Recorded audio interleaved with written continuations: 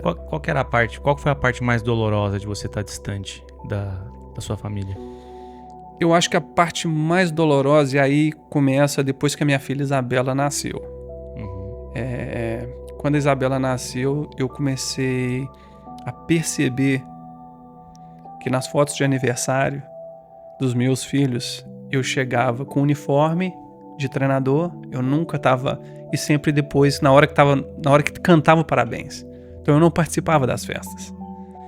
Se esse sucesso vier acompanhado de solidão, ainda vale a pena? A pergunta é muito boa. Seja bem-vindo! Começa agora o Plano Podcast. This is a podcast. Você já foi humilhado e precisou engolir em silêncio? Já trabalhou tanto que esqueceu o motivo de estar lutando?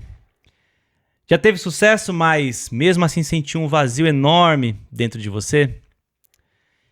Esse episódio é sobre isso. Sobre o preço que o imigrante paga para vencer. Sobre o peso de trabalhar longe da família. Sobre a dor que ninguém vê e a paciência que só Deus entende.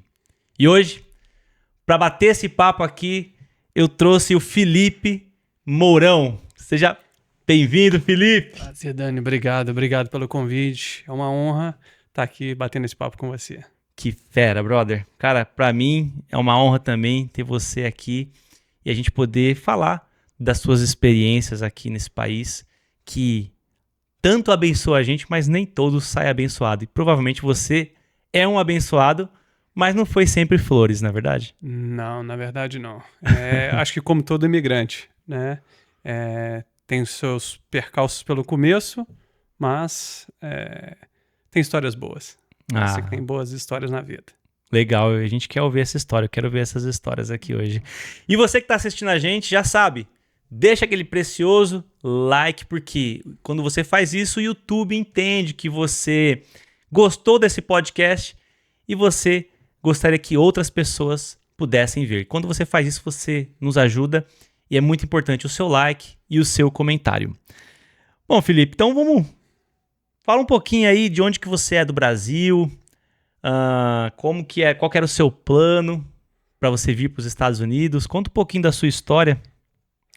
Bem, Dani, eu sou de Belo Horizonte, Minas Gerais. Mais um mineiro, gente. Mais um mineiro na América. Mineiro é gente boa. Terra boa. Terra boa, terra de comida boa também. Mas sonhos. Acho que quando a gente é criança, a gente conhece a América, conhece os Estados Unidos e se apaixona. Se apaixona pela cultura e no decorrer da vida você quer fazer algo diferente. Não que eu não tinha condições em Belo Horizonte. Minha vida em Belo Horizonte não era ruim, tinha um bom emprego. Mas no momento que eu decidi casar com a minha esposa, Daniela, a gente tomou a decisão de aventurar. Ter uma aventura na América. E tem histórias boas, foi positivo, mas foi o que me trouxe à América. Quanto tempo faz isso? Eu cheguei aqui em 1999. Então, Uau! Tem bastante tempo. Tem chão, hein? Tem Uau. chão e tem história. Chegou aqui na época que o GPS nem existia? Não, pior que não. Andava com mapinha? Andava com mapa dentro do carro e às vezes ficava perdido. Aconteceu comigo em Nova York e aí você tinha que ficar correndo no mapa para poder ver a melhor saída. Né? Às vezes o tanque tinha que sempre estar cheio do carro, mas eram aventuras, né? Coisa de jovens também. Casei muito jovem e vim para a América muito jovem. Você lembra quantos anos você tinha? Eu 99? tinha acabado de fazer 21 anos. Tinha acabado de fazer 21 anos. Então, a Daniela tinha 20, eu 21. Nós casamos e no outro dia eu estava na América. É sério isso? Lua de mel? Você não lua é de mel. você não é o primeiro casal que veio aqui em lua de mel e fica, viu? Não é verdade? Eu acho que a gente tinha algumas ideias. Uhum. Quando a gente resolveu casar no Brasil, no primeiro momento eu achei que a gente ia ficar em Belo Horizonte ou ir para São Paulo para poder ter uma vida diferente. Mas como a Daniela tinha parente aqui em Canérica, nós decidimos nos aventurar aqui nos Estados Unidos. Mas foi bom. Que aventura então, hein? E como que era assim, qual era o seu sonho, o seu maior sonho antes disso tudo acontecer? Antes de você casar, quando você era jovem, qual era o seu sonho? Eu acho que eu vou começar um pouco na minha adolescência. Foi a primeira vez que eu vim aos Estados Unidos. Uhum. E eu visitei o Twin Towers, tinha naquela época, né, as Torres Gêmeas. E ali eu falei assim, eu quero morar nesse país. É uma coisa, eu quero morar nesse país. E eu via o pessoal ali na Bolsa de Valores, aquele pessoal que, como turista, você vai passeando pelaquela região. Uhum. Falei, quero ser igual a esses caras. Eu quero andar de terno, gravata, quero ter uma vida de americano, né? E fui embora, retornei ao Brasil. Eu trabalhava com meu pai trabalhava com informática, né? E eu fui trabalhei com ele durante anos, andava de terno e gravata. Mas chegou um momento que, quando eu decidi casar, eu acho que o trabalho, de uma certa forma, não foi o mais importante. Foi o fato de eu estar casando com a Daniela. Uhum. Né? E aí, muito jovem, você quer construir uma vida, né? Então, as opções que você vai vendo vai te levando a decisões, Uhum. né? Uhum. E a minha decisão de vir para cá foi largar tudo que eu tinha no Brasil e construir. Naquela época eram tempos diferentes. A informação não era como hoje. Sim. E através dessa informação, a gente não tinha tanta informação como era a vida na América. A gente tinha o sonho de viver na América, né? Ok. Então, foi aí que nós tomamos a decisão de vir para cá, né? Desafiando um pouco o meu pai, mas decidimos vir para a América. Eu me identifico um pouco com o que você fala, assim, E ainda, eu sempre falei para as pessoas, eu queria ter tido a oportunidade de ter vindo mais cedo, com talvez 20 anos de idade, eu acho que é uma idade legal, já casado, como você veio. Eu sempre falo isso, mas hoje, depois de ouvir muitas histórias, parece que existe um tempo certo, viu? Para algumas pessoas existe um tempo certo. Não que para você não foi, obviamente, talvez foi sim. E você que pode classificar isso pra gente. Mas a América não é fácil. A América, ainda mais naquela época que não tinha tanta tecnologia, que nem você falou, não tem tanta informação, não tinha tanta informação. A América nunca foi um país fácil, como é pregado, inclusive hoje. Não, vem pra América. Nossa intenção aqui, a gente fala América, é Estados Unidos, né? Porque tem uns haters, já tem até falado, eu me sinto o quê? Sub-América? Algumas pessoas falam umas bobeiras dessas, mas a América é por costume de falar.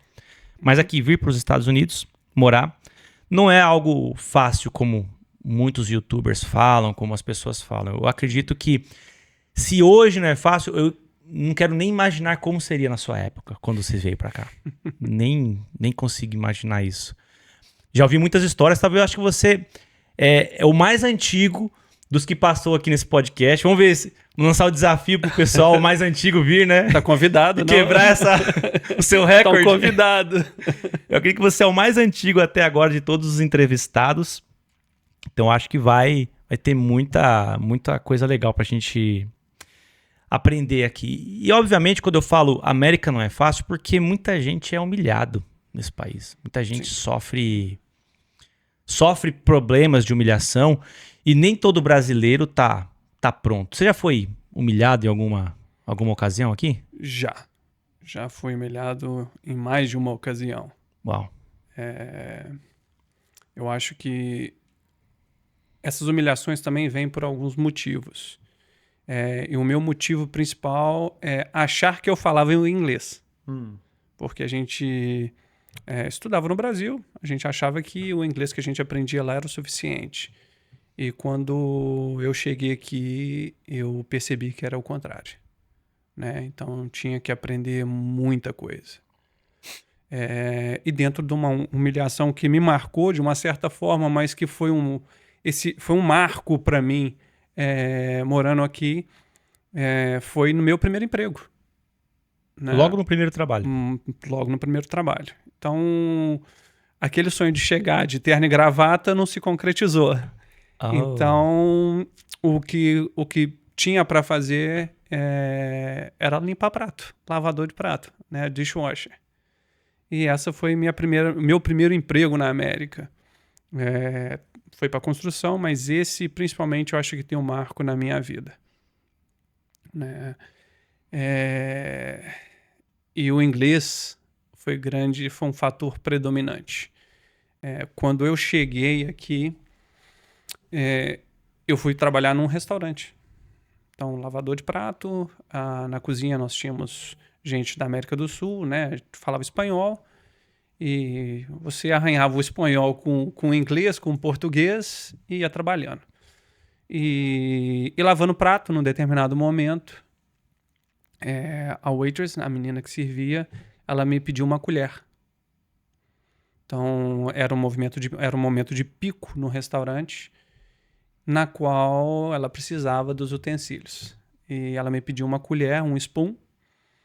Cara, eu dei tudo pra ela. Eu dei prato, dei garfo, dei faca, dei panela, mas eu dei tudo menos a colher. Puxa vida. E aí é um fato que me marca, porque no momento que eu entrego pra ela tudo que eu podia entregar, que estava na minha frente, e eu não entreguei a colher, ela ficou extremamente possessa. Ela ficou nervosa. Eu entendo que ela precisava trabalhar com agilidade. Então ela pegou a colher, tinha uma bacia, onde ficavam os utensílios, que quando chegavam sujos, você coloca num produto. Ela pegou aquela colher suja e jogou no meu peito. Na hora que ela jogou a colher no meu peito, no primeiro momento, eu parei. E aí passa um filme na cabeça, né? Passa um filme na cabeça. Então, acho que essa é parte da humilhação que eu sofri, que na hora que ela joga a colher, ela me xinga. Hoje, falando inglês, eu consigo recordar das palavras. No primeiro momento, a reação foi catar todas as colheres. O meu interno, e aí eu não vou ser hipócrita, o meu interno, eu queria subir para cima dela, né? Porque ela veio uma colher suja, bateu no meu peito, bate no meu rosto, e eu passei a mão nas colheres, joguei tudo dentro da máquina, lavei, entreguei para ela e dei as costas. Naquele momento, no momento de pico, a cozinha parou. E quando a cozinha parou, eu acho que todo mundo entendeu o que estava acontecendo. Eles esperavam que eu fosse agredir a garçonete e eu não fiz. E eu acho que foi aí que me levou a alguns pontos positivos dali para frente. E o engraçado é que dentro desse dia foi um episódio de sequência, porque não só a colher, pela minha atitude, o gerente do restaurante gostou e virou para mim e falou: Felipe, venha amanhã trabalhar às 11 da manhã. 11 o'clock. E eu entendi às 7 horas da manhã. 7 o'clock. mais uma do inglês. Mais uma do inglês. Naquele momento, quem já trabalhou em restaurante, trabalha em restaurante, às 2 horas fecha o bar. Então todos os utensílios do restaurante, tudo, tanto utensílio de fora, prato, do bar e os utensílios da cozinha, vêm para ser lavados. Então o dishwasher, o lavador de pratos, é o último a sair do restaurante. Porque nesse restaurante específico, o dishwasher era responsável por lavar a cozinha, né? Os cozinheiros lavavam o fogão, lavavam as bancadas, mas o piso da cozinha, quem lavava era o dishwasher. E naquele dia eu lavei e fui embora para casa. Eu morava uns 40 minutos do restaurante. Cheguei em casa e falei para Daniela, eu falei assim: eu tenho que estar no restaurante às 7 horas da manhã. Só que eu cheguei em casa às 5:30 da manhã. Então eu tomei um banho, dormi ali uns 30, 40 minutos, entendendo o carro, e fui trabalhar de novo. Bom, pelo menos estava adiantado, né? Não atrasado. Mas é um caso que eu falo que no momento, no segundo dia, né? Veio a colher, veio o horário, que eu cheguei no restaurante, o cozinheiro olhou para mim e me perguntou por que eu estava lá às 7 horas da manhã. Eu falei com ele que o patrão tinha mandado eu ir trabalhar naquele horário. Aí ele falou assim, não, o patrão falou às 11 da manhã. Aí ele escreveu para mim. Uau. Né? Na hora que ele escreveu para mim. Eu falei, ok. E aí é onde que eu levo os pontos positivos de tudo isso. Ele falou assim, já que você está aqui, eu vou te ensinar a cozinhar. Eu vou te ensinar como a gente faz a preparação da comida para o dia. Né? E ali eu aprendi a cozinhar. naquele momento. Trabalhei o dia todo. Na hora que chegou 4 horas da manhã, que eu tinha trabalhado o dia inteiro, eu já não tinha perna, eu não tinha braço, eu não tinha consciência e eu ainda tinha que limpar uma cozinha. Às 4 horas da manhã. Às 4 horas da manhã. Uau. Naquele momento, eu tava enchendo um balde, depois já tinha varrido, já tinha lavado tudo, faltava limpar o chão, passar o MAP no chão, né? Lavar o chão. Eu já não tinha mais força, eu sentei no chão e comecei a chorar. E aquele choro era tão profundo que eu virei para mim mesmo e falei, a partir de hoje, eu vou aprender a falar essa língua. Então, eu não carrego mágoa desse episódio. Acho que muito pelo contrário. Eu carrego como um aprendizado. Né? Então, eu aprendi, eu tomei uma decisão, eu acho que eu fui extremamente respeitador, não só com o meu companheiro de trabalho, mas também com o ambiente de trabalho, né? Com as pessoas que estavam comigo ali, com o restaurante em si. Em outro momento eu ia falar com a empresa, mas com o restaurante eu acho que eu fui extremamente profissional. E o que doeu mais nessa situação?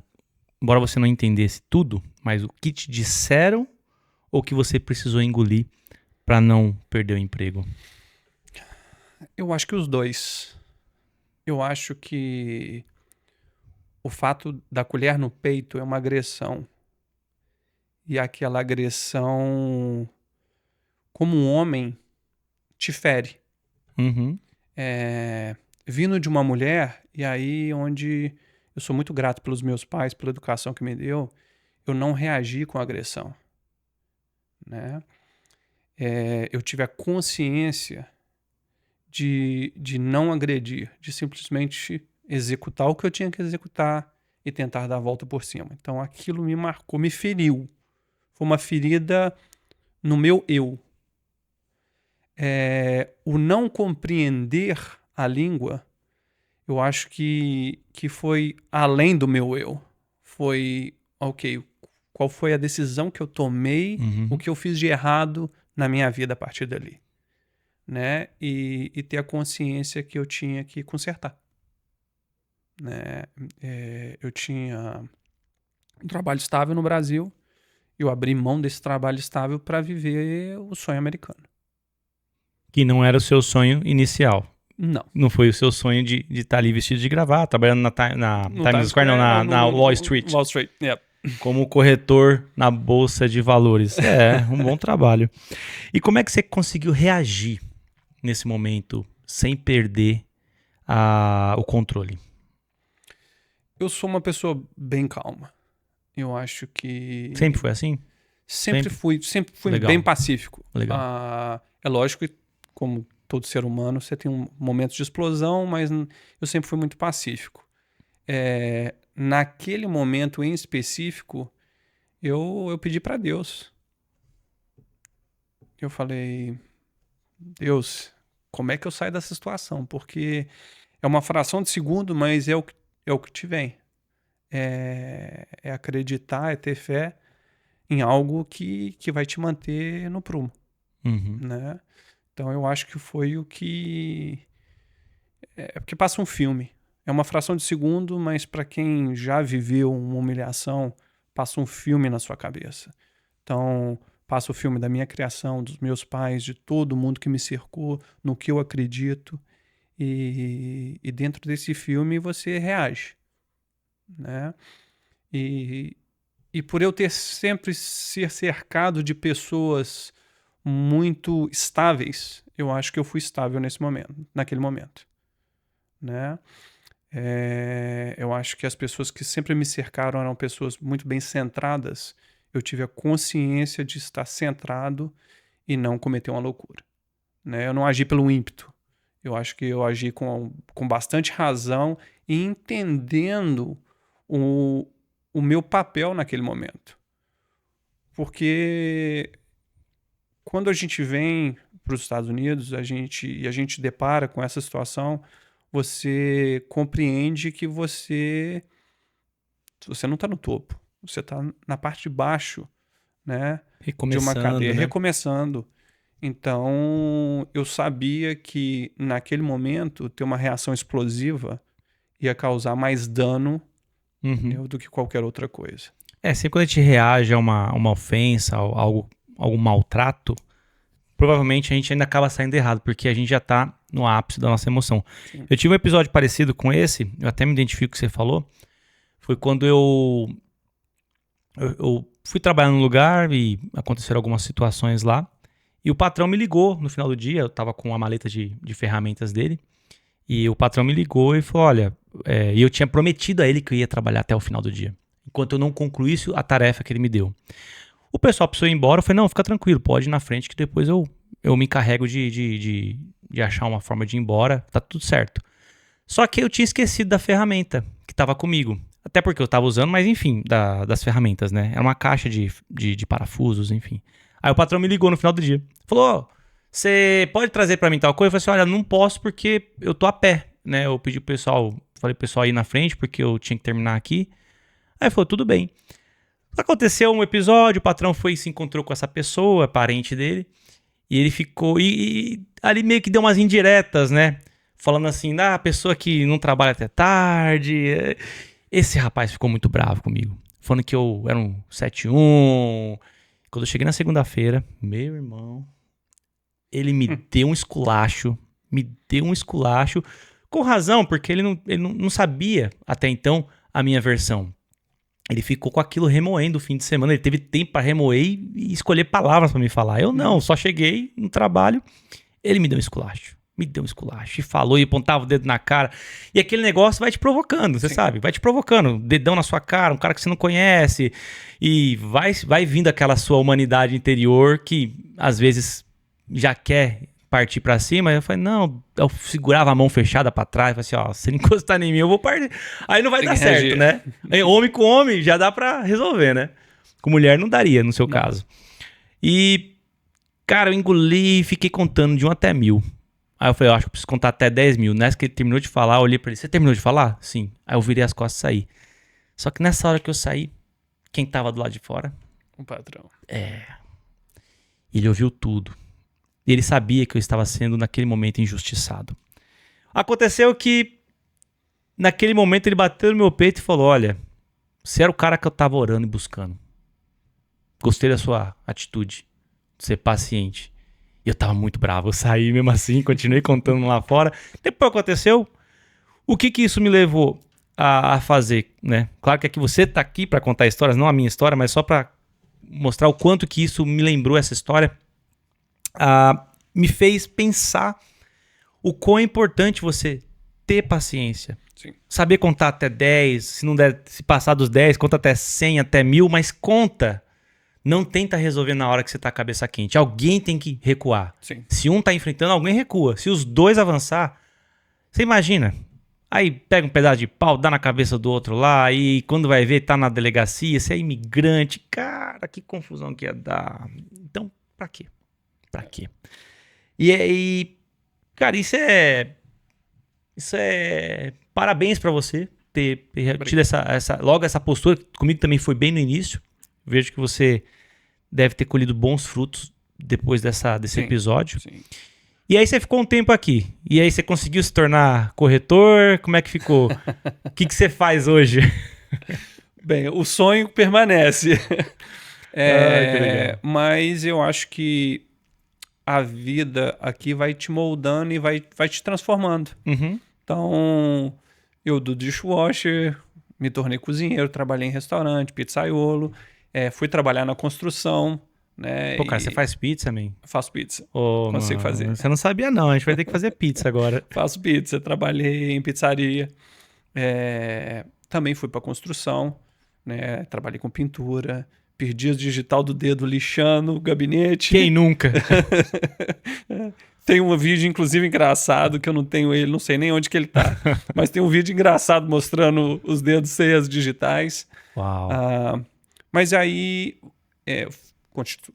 constitui família, né? Eu tive meu filho Gabriel que nasceu. E aí você vai, quando a criança vai crescendo, eu continuei fazendo o que a gente chama de subemprego, né? Construção, restaurante. Daí o meu filho começou a querer fazer esporte e eu fui para o campo de futebol com ele. Naquela de um campo, e nós estamos falando isso, meu filho tem 22 anos, então nós estamos falando isso há muito tempo atrás. Mínimo uns 18. No mínimo uns 18 anos. Né? E eu comecei a perceber os treinos de futebol. Como brasileiro, a gente brinca de futebol na rua, mas eu tive a oportunidade de ir numa peneira do América em Minas Gerais, né? Participar, ver gente que joga bola. A minha família, meus tios jogavam bola, então no final de semana a gente ia jogar bola. Meu primo chegou a fazer a peneira do Atlético Mineiro, então eu fui lá para poder ver ele fazendo a peneira. Não cheguei a fazer a peneira, mas gostaria de ter feito. Então, aquelas imagens para mim, vendo meu filho treinar, não correspondia no que eu acreditava do esporte. Consequentemente, nos Estados Unidos é um pouco diferente. Você fala que não correspondia porque o que ensinava era fraco. Era isso? extremamente fraco. Extremamente fraco. Eu sem entender nada de futebol, percebo a mesma coisa quando eu levo meus filhos. Até falo pra minha esposa, cara, eu acho muito chato, porque eles jogam muito ruim e os técnicos são ruins. Na verdade, faltava conhecimento. Né? Eu encarei dessa forma. E pela falta de conhecimento e por saber que eu era brasileiro, né? Então eles ficavam, como é que você faria isso? Eu dava um toque ali, ia colar. E aqui, geralmente, quando você tem os timezinhos de futebol que participa de um clube, ou na verdade era o time da cidade, é uma estrutura completamente diferente que a gente tem no Brasil, eles elegem um pai para ser o gestor da agenda do clube, do time. E o treinador me elegeu para ser o gestor. Então, eu comecei sendo gestor da agenda do time, de compromissos do time, de treino, de jogo. Isso voluntário. Voluntário. Isso sem ganhar nada. E aí o treinador começou a faltar. Eu, com um pouco de conhecimento, comecei a dar treino para os garotos. Só que eu era um pai. Então, só que os pais que estavam, das outras crianças que estavam vendo o treino, eles começavam, mas você dá um treino diferente, por quê? Não, eu acredito nisso. E aí eu comecei a explicar para eles o que eu acredito. E, consequentemente, isso me gerou uma vontade de estudar mais sobre o esporte. Eu tinha experiências no Brasil com esporte em geral, eu tinha feito não só o futebol, mas tinha feito voleibol, então a parte de educação física no Brasil é muito boa. Os professores no Brasil, nas escolas que eu tive, era escola pública, mas eram muito boas na época. Então, você tem aquele aprendizado na base no Brasil. E eu aplicava o que eu tinha aprendido na escola, na própria escola no Brasil. E os pais começaram a gostar.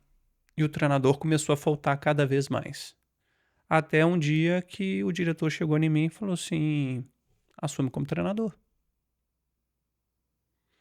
E eu tomei um susto, porque mesmo eu assumindo como treinador, ainda era um trabalho voluntário. Né? Só que é uma responsabilidade. Eu tinha o meu filho no time. Mas eu assumi. né? Assumi o time que era do meu filho e dali o próprio time em si, as crianças começaram a jogar um futebol que os pais não viam. E quando a gente entrava para jogar, gerava curiosidade no oponente. Como é que esses meninos nessa idade, eles eram muito novos, né? Por volta de 8 anos, jogavam daquela forma, né? E aí vai inflando o ego da gente, né? Quando a coisa vai dando certo, vai inflando o ego da gente e eu fui estudando cada vez mais. Eu fui me aprimorando cada vez mais. Eu fui fazendo curso da própria US Soccer. Eu fiz curso para tirar as licenças da US Soccer.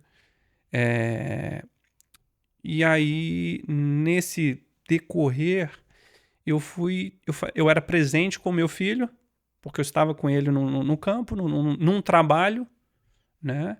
E tendo o papel de pai e treinador ao mesmo tempo. Isso foi, num primeiro momento, muito positivo. Então, eu posso dizer que o meu filho me deu a profissão que eu tenho hoje, né? Através dele você conheceu essa galera que te abriu esse espaço, né? Na verdade, eu consegui apresentar uma forma de trabalho que poucas pessoas conheciam na época, né? E perceberam que tinha alguma coisa a mais. Eu mesmo, por mim, eu fui percebendo que eu era bom naquilo. Né? Eu era bom, eu era dedicado. Eu falo que não é soberbo, eu acho que eu fui me descobrindo como treinador de futebol, como uma profissão que eu nunca tinha imaginado, mas que eu conseguia estar fazendo um trabalho em excelência. Né? É lógico que tem estudo, tem uma série de coisas, não é só caiu uma ideia da cabeça e você faz. Não, tem estudo, você tem que estudar. Eu fui trabalhando nisso até um certo ponto, até ser convidado por um grande amigo para trabalhar numa empresa, numa escolinha de futebol que era prestadora de serviço para clubes na região. Foi aonde que aí eu me tornei um treinador de futebol, né? Pago. Eu recebia para poder dar treino. Eu estava mudando a minha profissão, né? Eu comecei a deixar de fazer o que a gente chama de subemprego, para poder entrar numa outra profissão que não é encarada como subemprego aqui nos Estados Unidos. Foi a virada de chave. Mas como que é esse mercado? É grande? De soccer? Quando eu comecei não era grande. Eu vou falar que pelo estado em si, a gente podia colocar numa mão cheia times de futebol na nossa região aqui no estado de Connecticut. Hoje cresceu em números exponenciais. Eu acho que é difícil de contar quantos times de futebol tem aqui, quanto o esporte cresceu. O futebol era considerado um esporte feminino para garotas, né? E aí, cada vez mais está se tornando um esporte masculino. Não que não esteja espaço para as meninas, eu acho que... Diferente do Brasil, né? Que é o contrário. Exatamente. O que está acontecendo com o futebol feminino no Brasil está acontecendo com o futebol masculino nos Estados Unidos. Né? Você pode dizer que a seleção americana feminina seria a nossa seleção brasileira masculina. E agora está acontecendo o inverso, né? Então, o mercado masculino tem crescido bastante. Não que o mercado feminino está diminuindo, muito pelo contrário. O mercado feminino é muito forte. Mas hoje, os próprios clubes de futebol estão mudando a forma de gerir o mercado. E como é que era esse trabalho seu? Você viajava muito? Você tinha que se ausentar? Porque normalmente quem é técnico, treinador de jovens e adolescentes tem que acompanhar a carreira. Sim. Eu falo que quando eu comecei com meu filho, o ponto positivo é que eu tinha o meu filho o tempo todo comigo. Né? Então, o trabalho familiar, a minha esposa acabava acompanhando a gente porque estavam os dois. Né? Eu não tinha a minha filha Isabela, era só o Gabriel naquela época, então era um pouco mais fácil, a gente viajava bastante, mas estava num momento familiar. Mas tem alguns outros percalços aí, tem uns poréns que a gente tem que colocar, porque é difícil você ter o pai como treinador. Então, foi complicado para o meu filho, mas no primeiro momento foi positivo. No segundo momento, quando eu percebi que eu estava fazendo um dano para o meu filho e eu assumi esse trabalho nesse clube, eu deixei de ser o treinador dele, né?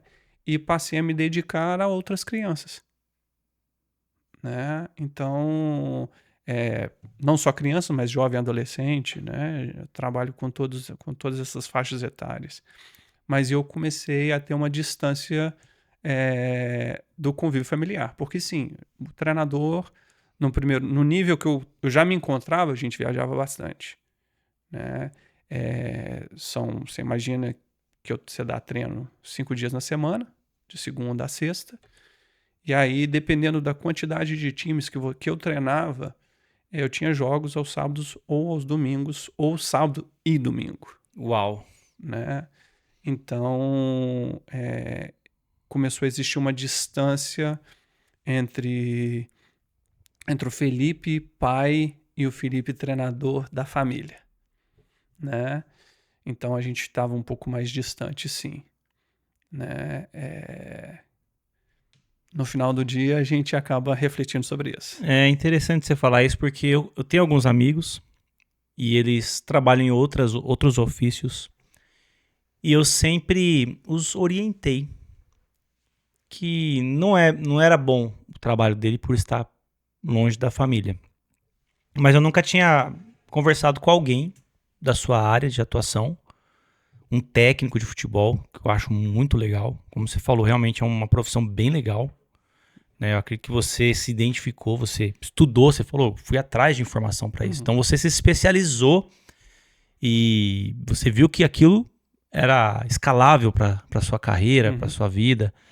Só que aí começou a te dar alguns custos, ou seja, esse sucesso te tirava algo, o preço era caro por esse sucesso. E aí a minha pergunta é, como é que é trabalhar longe da família? O que você sentia nesse tempo? Eu falo que trabalhar longe da família é um dano. Tem um lado positivo de algumas situações e tem um lado negativo. O lado positivo é que a criança e o jovem adolescente que você está envolvido, eles te tomam como exemplo. Né? Eu tenho histórias de jovens que eu trabalho, eu já saí daqui e fui para a Flórida conversar com um jovem que estava tendo dificuldade. Né? Ele me ligar, a família me ligar e me pedir uma ajuda. Porém, quando eu olhava para a minha própria família, eu estava cada vez mais distante. Né? E aí entra no fato que eu sentia falta deles. Eu percebia que eu não estava acompanhando a criação deles. Eu falo que eu acho que a minha filha Isabela nem tanto, mas o meu filho Gabriel, pelo fato de eu trabalhar bastante, eu estava 7 dias fora de casa. Quase 7 dias fora de casa. Você ficava os 7 dias fora? Eu chegava à noite em casa, então você imagina que... Para eles nunca via. Ele saía para a escola, 8 horas da manhã já estava na escola, 3:30 da tarde é o horário que ele voltava, mas por conta de trabalho ele ficava nos programas de depois da escola, o after school. E aí, quando ele voltava para casa, por volta das 5 horas, eu já estava no campo trabalhando. Quantos anos tinha o Gabriel nessa época? O Gabriel... Que você viajava? Que eu viajava? Ele já era um jovem adolescente de 12 anos para cima. 12 anos, ok. Né? Então, de 12 anos para cima, eu já não participava tanto ativamente da criação dele. Né? Então, eu chegava em casa muito tarde, às vezes ele estava até acordado, me abraçava, falava que me amava, ia deitar e dormir. E às vezes eu chegava e ele já estava dormindo. Né? Chegava no final de semana, então depois foi escalando um pouco mais. No primeiro momento eu tinha 1 jogo, 2 jogos no final de semana ali, um no sábado, no domingo. Eu ainda conseguia estar presente nos finais de semana, de uma certa forma, mas muito pouco tempo. Porque você imagina que você entra dentro de um carro na parte da manhã, vai fazer um jogo longe, 1 hora, 2 horas, às vezes longe da sua casa, e faz o jogo, são 90 minutos, tem que voltar para casa, então você perdeu meio-dia no final de semana. Então, eu chegava em casa no final do dia num sábado, no final do dia no domingo, a gente conversava, comia, começou a brincar nos videogames dele, começou a fazer outras coisas, ter as amizades dele, então eu já não estava tão participativo. Você tinha praticamente muitas crianças que estavam mais tempo com você do que com os pais dela. Sim. Não que você estava fazendo a parte paterna, você era o treinador delas. Uhum. Mas você tinha crianças que se identificavam mais com você, conversavam com você, contavam histórias pra você. Porém, dentro de casa você tinha o Gabriel sem o pai. Exatamente. Uau. Exatamente. Na verdade, eu estava cercado de crianças, Uhum. mas eu não estava próximo do meu filho. E supria? Você acha que isso supria? Não. Eu acho que não. Eu acho que teve alguns momentos que eu comecei a perceber, mas aí entra o fato de você querer prover para sua família e também tem o fato de você estar numa crescente profissional que você entra numa espiral, numa bola de neve e você quer continuar, porque você quer crescer profissionalmente. Qual foi a parte mais dolorosa de você estar distante da sua família? Eu acho que a parte mais dolorosa, e aí começa depois que a minha filha Isabela nasceu.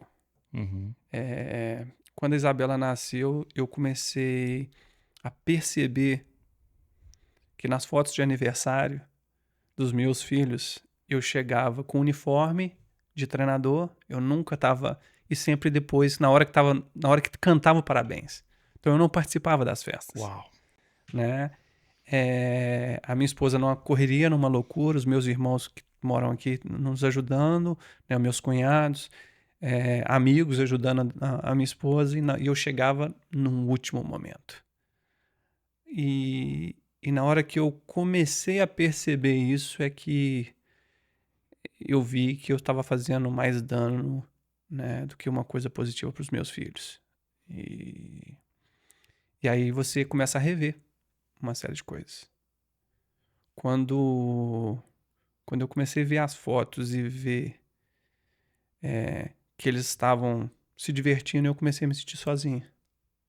Então eu, às vezes, chegava num quarto de hotel, ia deitar a dormir num torneio de final de semana, ia deitar a dormir e falei assim, minha família, como é que eles estão? Houve algum Natal, aniversário, algum momento importante, apresentação que você não pôde ir, comparecer por conta dos treinos? A apresentação de final de ano de escola, quase todas. Principalmente do Gabriel. Acho que o Gabriel pegou a fase que eu estava em crescimento profissional e aí eu não ia nas apresentações de escola, né? A Isabela quando a Isabela nasceu, foi o alerta que Deus me deu, eu penso dessa forma, para poder começar a rever uma série de coisas. Uhum. E aí eu comecei a prestar atenção, né? Não foi só me sentir sozinho, porque eu estava sempre viajando, mas eu comecei a prestar atenção, depois que a Isabela nasceu, no meu comportamento. Né? Então, basicamente, eu coloquei a minha profissão na frente da minha família. Você chegou a algum momento a pensar em desistir? Várias vezes. Várias vezes. E por que não desistiu? Porque entra a questão do pai.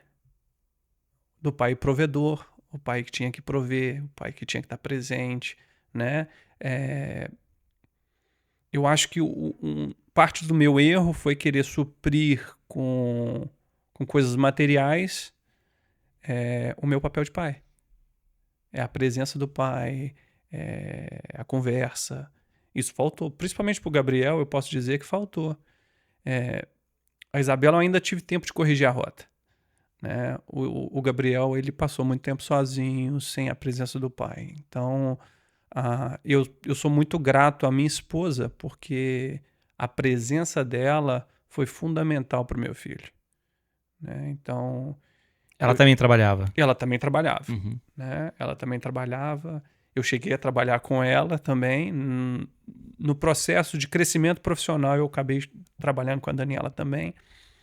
Mas quando eu só me tornei um treinador de futebol full time, né? O tempo todo, trabalhando o tempo todo só com essa profissão, foi aonde que a coisa eu percebi que estava distante da minha família.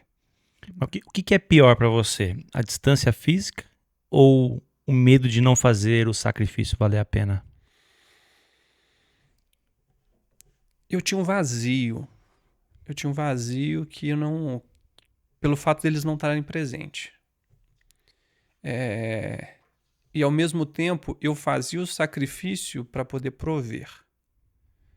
Então eu acho que o fato de não ter eles me machucava muito mais. Uhum. Mexia muito mais comigo. Mas só o fato de pensar que se eu não tivesse sucesso, eu não proveria para eles, foi o que me manteve o tempo todo escolhendo o trabalho na frente deles. Já teve essa conversa com eles? Alguma vez assim, francamente, com essa mesma franqueza que você tá tendo aqui agora? Eu acredito que não. Com a mesma franqueza, não.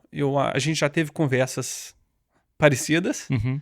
mas eu acho que nunca fui tão claro com as minhas palavras como eu tô sendo agora. Eu acho que eles vão gostar de assistir esse episódio e vão entender o que tava no seu coração, né? Na verdade, eu queria o melhor para eles. Com certeza. E aí... Todo pai quer. Sim. E a gente vai amadurecendo, porque a gente... Como eu fui pai muito jovem... Na verdade, eu casei muito jovem, fui pai muito jovem. E o intuito no final do dia era estar provendo para eles. Uhum. Era que eles pudessem ter o melhor. Que eles pudessem ter de tudo. Uhum. É o que a gente acredita que é o sonho americano. Então a gente quer entregar o material na frente. Uhum. E eu acho que foi aí que eu meti os pés pelas mãos no começo. E uma coisa é fato. Você falou que você viajava muito e muitas vezes estava no hotel e, obviamente, sozinho. E quem vive essa vida, normalmente, compartilha muito da solidão. Sim. Como é que você lidava com a solidão e a culpa que, vamos colocar entre aspas, muitos imigrantes carregam ou sentem? Eu vou falar que a parte física você não está sozinho. Porque eu estava cercado de outras famílias, de outras crianças. Mas no meu momento que eu estava ali recluso, sozinho, você percebe que você começa a questionar se vale a pena. Quando você começa a botar na balança tudo que é necessário para poder atingir um certo objetivo, né? No meu caso era prover para minha família, eu nem pensava, eu agia, eu só fazia, ficava mesmo me sentindo sozinho. E ver o dinheiro na frente no final do mês é o que num primeiro momento eu achava que estava certo. Depois a gente percebe que eu acho que aí é onde entra todo imigrante, ele quer ser bem sucedido de uma certa forma. Quando você deixa o seu país, você deixa os seus pais, você deixa a sua língua, você deixa a sua terra, você tem um objetivo de tentar ter um sucesso. Eu trancado num quarto de hotel, eu fechava o olho e falava assim, eu quero ser bem sucedido. Eu estou fazendo esse sacrifício para ser bem sucedido. E o bem sucedido tem dois viés aí. Você pode ter um bem sucedido para a pessoa e o bem sucedido para a família. E no final do dia eu queria para os dois. Eu queria ser bem sucedido eu como pessoa. O eu sempre entra na frente. Isso é fato, eu concordo. Mas ao mesmo tempo eu queria que a minha família fosse bem sucedida também. Uhum. Né? Até porque quando você vence, eles também vencem. Sim, sim. É resultado, com certeza. Sim. Eu falo que no meu dia a dia, o meu sucesso é o sucesso deles. né? Assim como o sucesso deles acaba sendo o meu sucesso. Então, hoje eu posso dizer que dentro de todo esse sacrifício, meu filho está terminando uma universidade, está sendo paga, porque aqui a faculdade não é igual no Brasil, que é de graça, não é de graça, né? Tem as faculdades federais e estaduais, tem as particulares também, mas aqui mesmo as estaduais e federais são pagas. Então, o sucesso me deu essa tranquilidade de estar trabalhando para poder buscar isso para ele. Eu vou refazer essa pergunta mais pra frente, mas o que era o sucesso pra você naquela mentalidade que você estava no quarto sozinho, pensando nesse sucesso? O que era o sucesso pra você naquela época, não o de hoje? Tá, naquela época o sucesso para mim era poder prover para minha família e estar num trabalho na qual eu achava que era a minha cara, Uhum. né? Que era aquilo que eu gostava de fazer. Esse era o sucesso. Hoje eu tenho outros conceitos. Eu acho que o sucesso continua sendo para minha família, né? Mas o sucesso para mim hoje é conseguir ver os meus filhos bem-sucedidos. Acho que Mesmo diante dessa busca, talvez você até conseguiu realizar isso no aspecto que você estava distante, mas você tinha dinheiro, você tinha estabilidade, você tinha reconhecimento. Sim. Mas ainda assim, você se sentia vazio. sim. Era o custo que eu tinha que pagar para poder atingir esse objetivo. Você tentou provar esse sucesso para alguém? Tentei provar esse sucesso pro meu pai, porque quando foi para vir para os Estados Unidos, né? Ele disse para não ir, então eu queria ser bem sucedido para provar para ele. Eu queria provar para mim mesmo que eu era capaz, é uma questão de capacidade, né? E eu queria provar para as pessoas que duvidaram que eu chegaria a algum lugar, né? Então, na caminhada que a gente tem como imigrante, tem pessoas que duvidam da sua capacidade. Então, no final do dia, você quer provar para alguém, né? Eu acho que hoje o provar para mim mesmo seria o essencial, mas a gente não pode ser hipócrita. A gente tem que falar a verdade. Certo. Então, eu acho que sim, e eu acho que o fato de querer provar para o meu pai, no primeiro momento, que ele achava que não era o certo de se fazer, né? Você carregou isso por anos, então. Muitos anos. Mas eu acho que com a maturidade eu percebi que ele não estava errado. Você com o ímpeto, quando você é um jovem, você faz tudo no ímpeto às vezes. Então eu queria provar, eu queria fazer, né? Eu queria ser eu sozinho provando que eu era capaz. E eu não sei hoje em dia o que ele pensa, mas eu acho que ele pensa que eu consegui. Acredito eu. Inverter os papéis. Hoje ele entende isso, que é o oposto Sim. do que você esperaria, né? Porque ele entende que você venceu, por isso você entende que ele estava certo. Ele estava extremamente certo. Se fosse voltar no tempo com a sua maturidade e o reconhecimento dele hoje, seria ao contrário. Ele diria, vai que eu tenho certeza que vai ser bom. E você, não, eu vou ficar porque alguém me disse no passado que eu devia ter ficado. Mas eu acho que a maturidade vai te moldando. Eu acho que a maturidade vai te mostrando. Boa demais. Em algum momento esse sucesso, ele te afastou das pessoas que mais importavam? Esse auge que você estava vivendo? Sim, não só os meus filhos. Eu acho que a minha mãe paga um preço. Eu acho que paga até hoje, porque agora eu estou desacelerando um pouco, mas pelo fato de trabalhar, pela essa busca de vencer, que eu acho que todo imigrante tem, você acaba colocando as pessoas que mais te amam em algumas caixinhas. E você sabe, não, ela tá ali naquela caixinha, na hora que eu precisar, eu vou lá naquela caixinha. Então, eu acho que a distância que eu tive da minha mãe né? A distância, às vezes, da minha própria esposa, porque na correria do dia a dia, né? A distância dos meus irmãos, porque eles estão presentes na minha vida, mas não estão, porque a gente está trabalhando igual um louco para poder vencer. E não é só eu acho que também isso vale para eles e para todo imigrante. Mas sim, a gente vai colocando as caixinhas e vai deixando eles ali, sabendo que um dia você corrige, né? Então talvez seja o começo, essa correção nesse podcast é o começo da correção. Boa, verdade. E se esse sucesso, agora é uma mensagem, na verdade, não pra você, porque eu acredito que você já entendeu o que é a solidão, mas talvez você tenha algo a acrescentar para que pessoas que estão assistindo possam sair daqui com mais um pouco ainda. Se esse sucesso vier acompanhado de solidão, ainda vale a pena? Você passou ela na pele. A pergunta é muito boa. Hoje, o Felipe acha que não vale a pena.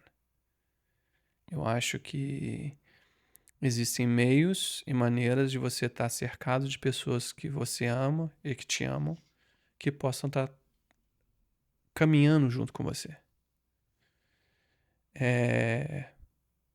Mas a realidade é que às vezes não é assim, não funciona assim. Então você vai agindo pelo impulso de ter que ser bem sucedido. Uhum. Então você vai engolindo aquela solidão, né? O que eu diria é para o imigrante que está chegando agora ou que já está aqui há algum tempo, tente encontrar o equilíbrio. Me custou muito, mas eu também estou na busca do equilíbrio. E eu acho que essa busca do equilíbrio está me levando a perceber que se as pessoas que você ama estão caminhando ao seu lado, talvez você consiga ter um sucesso muito maior do que você acha que você está tendo. Legal. O que você diria para essas pessoas que buscam o sucesso ultrapassando os limites? Que mensagem você deixa para essa pessoa? Cuidado. Cuidado, porque às vezes, se você ultrapassa os limites, isso tem um preço. E às vezes esse preço pode ser muito caro, né? Pode ser um preço que você não consiga reverter no futuro. Então, não tem nada de errado você buscar o seu sucesso, buscar o sucesso dos que você ama, mas você tem que tentar entender que dentro desse equilíbrio, eles são partes do seu ecossistema. E se você retira essas pessoas, as pessoas que te amam, a solidão é muito difícil. E vamos lá. Se você conseguiu mudar essa história, esse quadro, o que te fez repensar tudo que você vivia? Tá sozinho é muito ruim. Tá sozinho é extremamente ruim. Mesmo você estando cercado de pessoas. Perceber que na sua caminhada você tem muita gente que te ama e você se sentir sozinho é difícil. Uhum. Então, basicamente, a gente vai repensando, analisando. Eu acho que eu tô respondendo a pergunta para um outro sentido, mas você vai percebendo que as coisas mais importantes na vida, às vezes, não é o seu sucesso. Então, as coisas mais importantes na vida são as pessoas que te cercam. Qual foi o momento que você percebeu isso? Foi um momento que... Foram vários momentos, mas eu acho que um último recentemente, isso tem uns 2 anos, 2, 3 anos, é quando você abre seu telefone e você vê fotos de aniversário sem a tua presença, fotos da sua família sem a sua presença, é ver a sua mulher de joelho orando numa madrugada para que eu acordasse. Então isso foi um conjunto de coisas que eu fui observando e que foi me mudando. E aí teve outras experiências que eu tive, que pode ser para um outro bate-papo, mas teve as experiências quando eu me converti, né? Hoje eu sou cristão. Conta pra gente. Né? Hoje eu sou cristão. Legal, conta pra gente essa experiência. Eu fui para acho que começa tudo num torneio de futebol. Eu sozinho, eu dividia quarto com um amigo, um outro treinador, e existia um evento, né, de grandes amigos da Flórida, que ia ter aqui em Canérica. Ia receber um pastor que ia vir do Brasil para poder fazer uma ministração. E a minha esposa me pedindo para poder ir. Eu falei assim, olha, eu não posso abrir mão. Eu tenho muita responsabilidade nas minhas costas.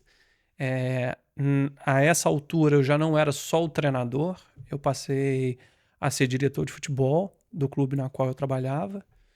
Então eu tinha várias responsabilidades. Você escalou mesmo, você foi longe. Cheguei longe.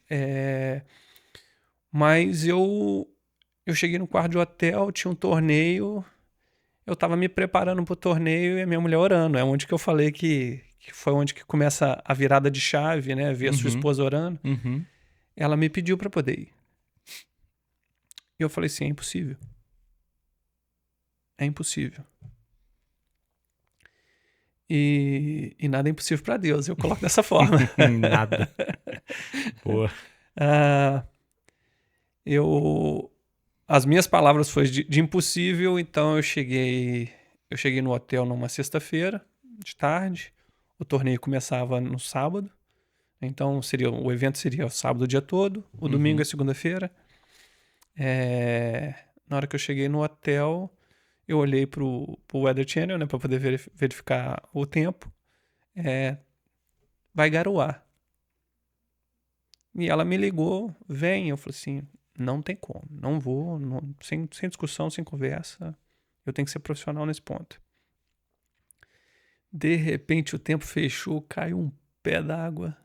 Choveu tanto que eu não acreditei. Você tava onde nesse lugar? Eu tava no sul de New Jersey. Tava quase na divisa com a Filadélfia.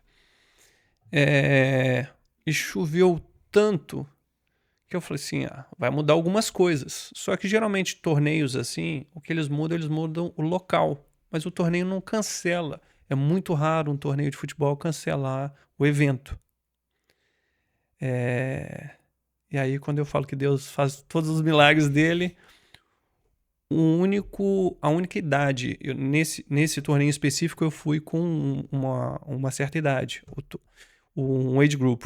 Então, o único age group, a única idade que foi cancelado o evento foi a que eu treinava. E eu não acreditei. Na hora que isso eram 6 horas da manhã no sábado, que eu olhei, eu falei assim, o evento vai ser cancelado. Não mudaram todas as outras idades, mudaram as localizações. Menos a minha. Eu falei assim, não é possível que o meu vai ser cancelado, eu não acredito. E daí, como diretor de futebol, eu tinha que continuar trabalhando. Eu mandei um e-mail para as famílias avisando que tinha mudado de campo, horário, né? Muda todo o schedule, você tem que fazer isso. Depois que eu fiz isso, eu recebi um e-mail que o meu evento, a minha equipe tinha sido cancelada. Eu não acreditei, isso já era por volta das 11 horas da manhã. Aí eu mandei um e-mail para poder confirmar, eles me confirmaram, tá cancelado. Eu ainda tive que trabalhar um pouco mais, porque eu tinha que avisar as famílias que eram do meu time que o evento estava sendo cancelado para eles. Eu passei a mão no telefone e falei assim, o evento foi cancelado, tô voltando para casa. Aí ela falou assim, então você vai no evento comigo. Só que eu não treinava mais de um time, eu não treinava só um time, eu treinava mais de um. E o meu outro time jogava naquele dia. E eu tinha um treinador um treinador substituto que estava fazendo o meu papel. Mas eu falei assim, aí é onde que entrava a minha parte profissional, que eu a busca do sucesso. Eu falei, não, eu tenho que fazer o meu time. Ela, será que não dá pra você poder ir? E eu fui pro jogo. Cheguei em casa, falei com ela assim, olha, entra dentro do carro. Se tudo der certo, talvez eu vá. Se não, eu quero pra ser. Eu Mas você parei tava o com carro. vontade mesmo ou eu tava torcendo pra não ir? Aí é que a loucura, porque eu não posso afirmar que eu tava com vontade e não posso afirmar que eu não estava sem vontade. Porque o que vem na sequência, pra mim, Felipe, não era comum. Tava deixando a vida te levar. Tava deixando a vida me levar. Então eu cheguei, fiz o jogo, tava chovendo. Era um campo de turf, então o jogo não era cancelado. Todo mundo molhado. Eu tava molhado dos pés à cabeça. E quem me conhece, eu sou meio chato. Eu vou para ir para esse evento, né? Eu tinha que ir para casa, tomar um banho, trocar de roupa, aí eu iria. E na hora que eu chego dentro do carro, ela falou assim: "E aí, nós vamos?" Eu olhei para a cara dela e aí eu parei e pensei e falei assim: "Poxa, ela fica de joelhos. Eu vou fazer esse esforço." Aí ela falou assim: "Nossa, você tá todo molhado." Como eu tinha viajado, a mala estava na traseira do carro. Ela não sabia. Ela achou que quando eu cheguei para poder pegá-la em casa, eu tinha tirado a mala do carro, mas eu não tirei. E foi inconscientemente, porque geralmente eu tiraria a mala do carro, né? Nesse dia eu não tirei, então eu abri a mala, peguei uma toalha, peguei a roupa que estava lá dentro e troquei. E ela não acreditou. E esse evento, aí eu fui para esse evento, né? Para essa ministração, que me tocou bastante. Logo na sequência desse evento, esses amigos nos convidaram para ir para North Carolina. Eles fazem um retiro. O evento era em Connecticut, depois foram pra... Não na sequência, mas foi num período de alguns meses, eles me convidaram. Entendi. Né? Eu fui tocado naquele momento, Uhum. né? Eu cheguei pro evento, eu não esqueço, eu acho que isso eu posso falar o nome da Roberta, que é uma amiga querida. Quando eu sentei, eu não esqueço das palavras dela. Eu sentei, ela estava cantando, ela saiu, veio na sessão de cadeira onde eu estava sentado. Ela não me conhecia. Ninguém me conhecia no evento. Ela me abraçou e falou assim: "O pai está muito feliz que você está aqui." E na hora que ela falou, eu comecei a chorar. Nesse evento eu fui muito tocado. Muito tocado. Acho que Deus botou a mão no dedinho dele lá. E ali eu senti que Deus falava comigo: o seu trabalho como imigrante aqui não é correr atrás do dinheiro, mas estar próximo da sua família. Então, naquele momento, eu fui muito tocado naquele dia. E teve um evento na sequência, alguns meses para frente, a gente foi para Carolina do Norte, né, num retiro. Que eu acho que várias coisas aconteceram naquele retiro. E lá eu me batizei.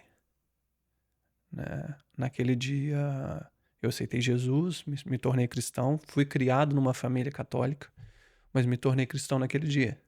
Né? Evangélico, né? No cristão, você pode colocar o católico como cristão também, mas evangélico. Boa. Uhum. Naquele dia. E aquele dia, acho que quem teve no local é uma história à parte, que para mim é sem explicação. E eu tô firme hoje, eu acho que hoje Deus me moldou de tal forma que eu busco o meu sucesso, sim, profissional.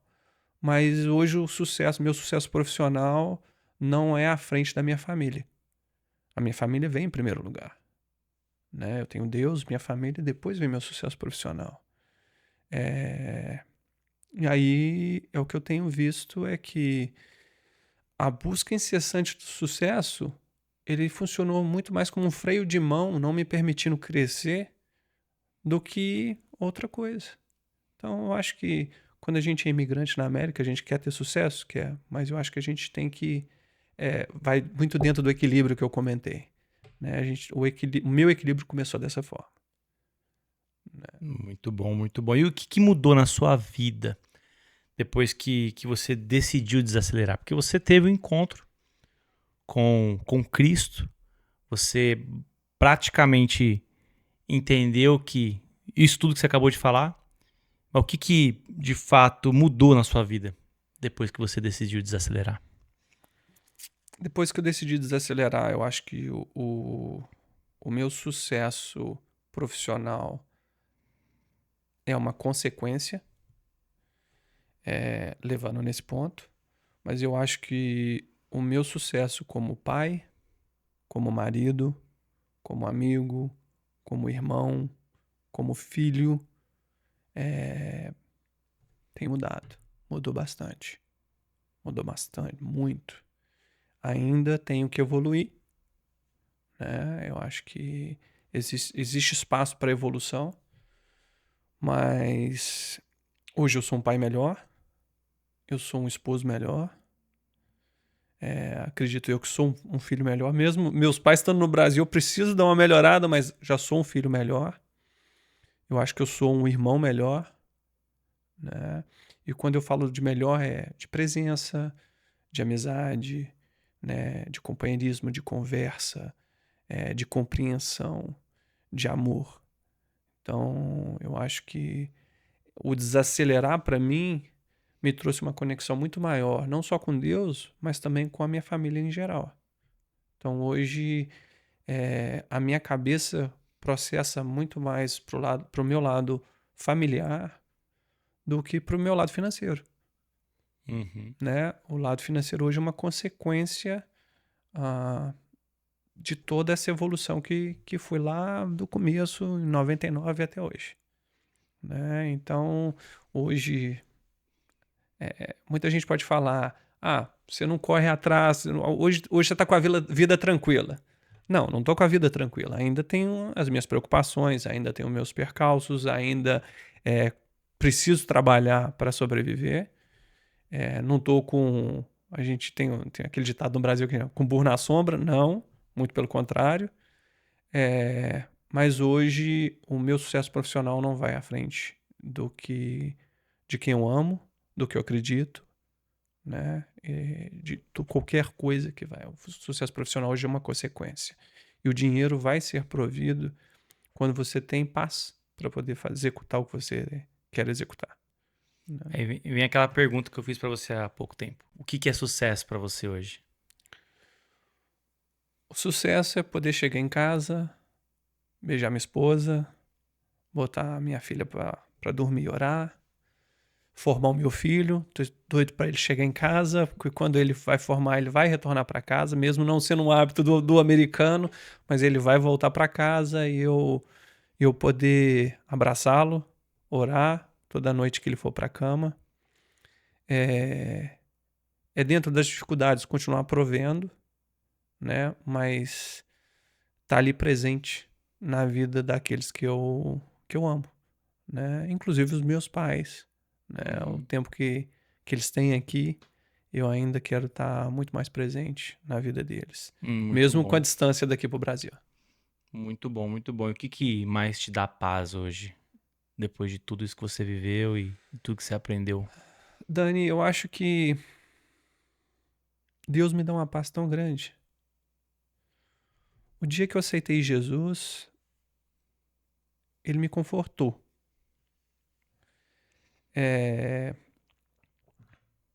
Não é porque eu aceitei Jesus, tudo virou mil maravilhas, não. Mas eu acho que ele conforta meu coração. Então, a paz para mim hoje é o fato de confiar, de crer em algo muito maior. Porque eu acho assim, eu como evangélico, eu vou dizer, no fato de crer em Cristo, eu sei que ele vai prover. Mas para aqueles que não acreditam, ou aqueles que são meio céticos, a paz de saber que você pode crer em alguém e que, de uma certa forma, não sabendo explicar para eles, eu sei que Cristo provém, é provido, né? É algo maravilhoso. É algo maravilhoso. Então eu tenho essa paz de saber que Cristo vai prover para mim.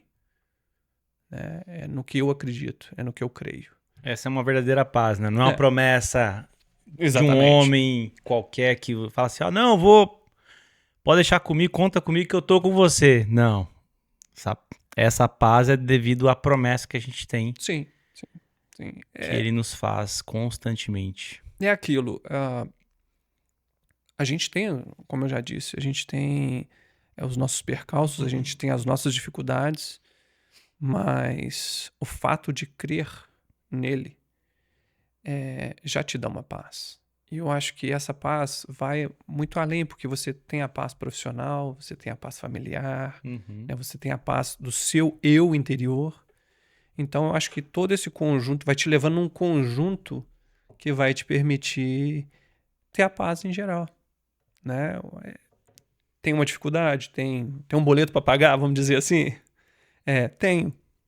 Mas eu sei que eu vou trabalhar, eu vou ter o dinheiro, entendeu? Mas eu vou chegar em casa, vou beijar os meus filhos, vou orar com eles, vou abraçar minha esposa, né? Vou ligar para minha mãe, para o meu pai. Né? Então, isso não tem dinheiro que pague. O que é legal a gente conversar, esse nosso bate-papo de hoje, que a gente falou sobre o tempo inteiro sobre os planos. Você tinha os planos, você tinha sonhos, tinha planos, a gente levou para esse plano e no meio do caminho os planos mudaram e aí você começou a buscar o sucesso. Sim. Mas tudo isso, desde o início, o plano que você tinha, a busca pelo sucesso, não tinha um propósito definido. Aí eu pergunto para você, o que mais importa para você? O sucesso ou o propósito? O propósito, porque o propósito sempre esteve lá. Hoje, como evangélico, né, como cristão, o propósito sempre esteve lá. Então, acho que Deus... Antigamente eu não enxergava com esses olhos, então, mas hoje eu enxergo. Deus sempre me honrou. Eu saí de um trabalho, tive a paciência num momento difícil. Esse momento difícil me levou a um outro nível, que me geraram outros problemas difíceis. E aí teve uma questão que me levou ao meu filho, que me levou a outro propósito, né? Tá trabalhando com jovens, com crianças e adolescentes, né? Jovens em geral, né? Hoje eu trabalho numa faixa ali de 6 anos até 19 anos, eu trabalho com essa faixa etária.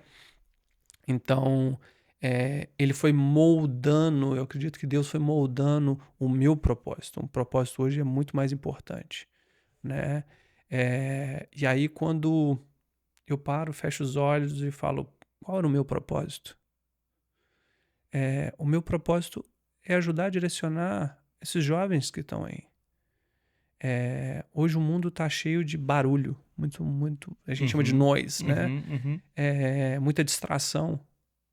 Então, hoje, através do esporte, através do equilíbrio, da disciplina, do cuidado, da conversa, porque um treinador de futebol não é só a parte...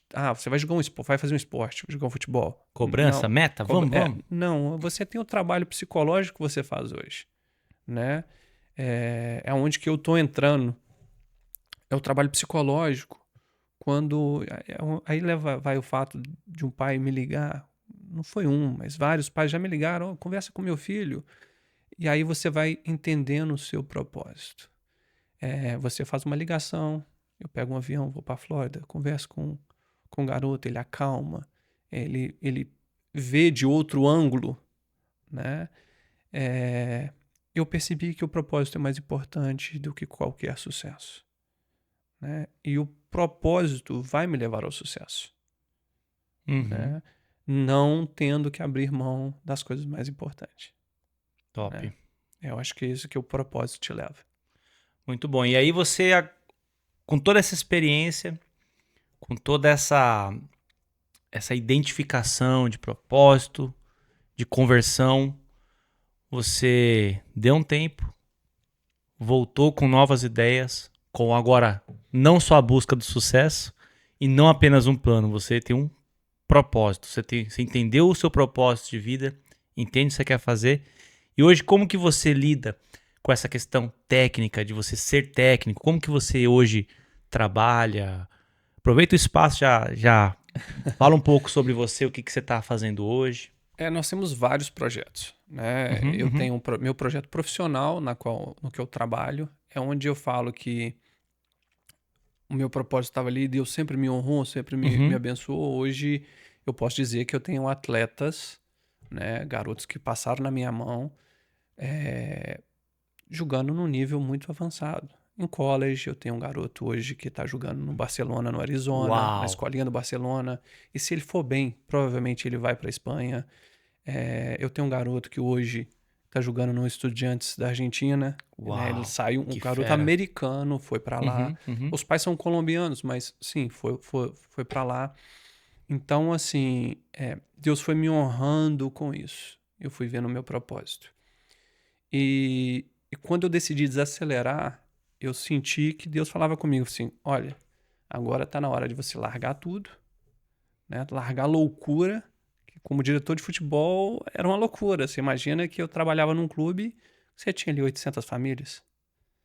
Então você imagina numa segunda-feira a caixa de e-mail como era, né? De problema. E já era num nível de competição que exige da criança, do jovem, a família quer estar envolvida. Tem muitas famílias que têm planos dos filhos estarem num college através do esporte.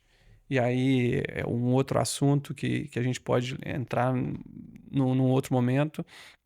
Mas eu fui percebendo que o desacelerar me levava a compreender o que eu tinha qual o meu próximo passo. Então, basicamente, hoje, eu tenho 2 projetos básicos, né?